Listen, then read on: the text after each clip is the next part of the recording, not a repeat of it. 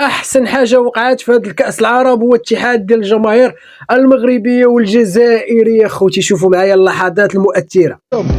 على جالكم جانا وتعبنا وشجعنا حق ربي. يقول لك الجار قبل الدار.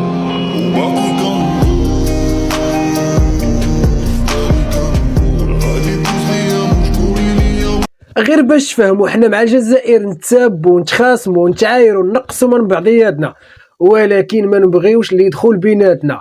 الجزائر عندنا معاهم مشاكل، ولكن راه ما نفوتوش بعضياتنا. وفي هذه الفتره غادي ندوزوا مع بعضياتنا، غادي نضحكوا وغادي نلعبوا. غير غينسالي هاد كاس العرب وغيسالي كاس افريقيا وغيبدا الشدان عاوتاني، ارى لي نعطيك ارى نعطيك. ولكن راه ما تنساوش، راه ديما المغرب والجزائر راه ما يفوتوش بعضياتهم. الا كانت شي حاجه فراه ديما تلقاهم واقفين مع بعضياتهم. تحياتي للشعب الجزائري والمغربي. ولكن ما تنساوش، راه كاس العرب راه مغربيه وكاس افريقيا ان شاء الله غتبقى في المغرب. تحياتي.